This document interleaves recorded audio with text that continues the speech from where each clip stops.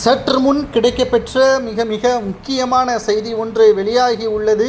கட்சியை விட்டு வெளியே போடா பொம்பள பொறுக்கி என்று கனிமொழியே பொன்முடியே பற்றி பேசியது சமூக வலைதளங்களில் வைரலாக பரவி வருகிறது.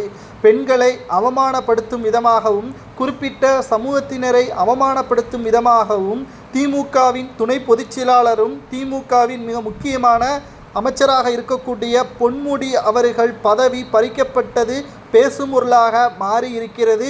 பதவி ஒட்டுமொத்தமாக பறிக்காமல் கட்சி பதவியை மட்டும் பறித்தால் நல்லவராக மாறிவிடலாமா என்று நினைக்கிறாரா ஸ்டாலின் என்றும் எதிர்க்கட்சியினர்கள் கூறி வருகிறார்கள். மேலும் பெண்களுக்கு பாதுகாப்பு இல்லாத ஒரு சூழல் தமிழகத்தில் ஏற்பட்டிருக்கிறது.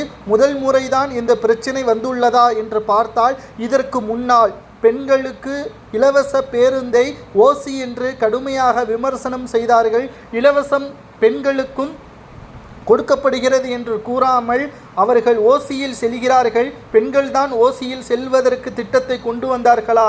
நீங்கள் அதை சொல்லிதானே ஓட்டுக்களை கேட்டீர்கள் என்றும் தற்பொழுது எதிர்க்கட்சியினர்கள் விளாசி வருகிறார்கள். பொன்முடி அவர்கள் வயதுக்கு ஏற்றபோல் பேசவில்லை. உயர்கல்வித்துறை அமைச்சராக இருந்த பொன்முடி அவர்கள் இவ்வாறு பேசியிருப்பது அந்த துறையில் அவர் எவ்வளவு கீழ்த்தனமாக செயல்பட்டிருப்பார் என்றும் அவர் மீது சட்ட ஒழுங்கு நடவடிக்கை எடுக்க வேண்டும். கட்சியில் பொதுச் செயலாளர் பதவியை பறித்தது மட்டுமல்ல, அமைச்சர் பதவியையும் பறிக்க வேண்டும் என்றும் தற்பொழுது சமூக வலைதளங்களில் பொன்முடி அவர்களுக்கு எதிராக கண்டனங்களும் தெரிவிக்கப்பட்டு வருகிறது. திமுகவில் இருக்கக்கூடியவர்கள் யாருமே யோக்கியர்கள் கிடையாது என்பது இதன் மூலம் தெரிவிக்கப்பட்டுள்ளது.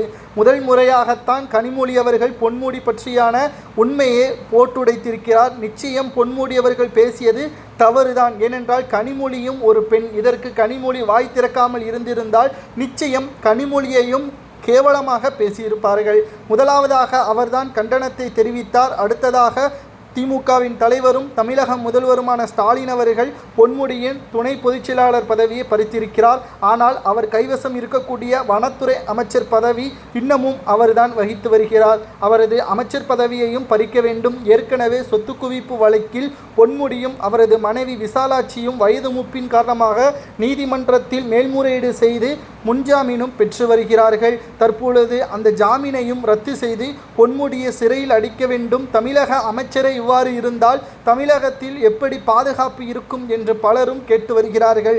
பொன்முடியை கட்சியிலிருந்தும் பதவியிலிருந்தும் முழுமையாக நீக்க வேண்டும் என்று பலரும் தற்பொழுது சமூக வலைதளங்களில் கூறி வருகிறார்கள். கனிமொழி பொன்முடி திமுகவில் இருக்கவே வேண்டாம் என்று அவரது அண்ணனிடம் தெரிவித்திருப்பதாகவும் கூறப்படுகிறது. பொன்முடிக்கு என்ன தண்டனை வழங்கலாம் என்பதை கூறுங்கள்.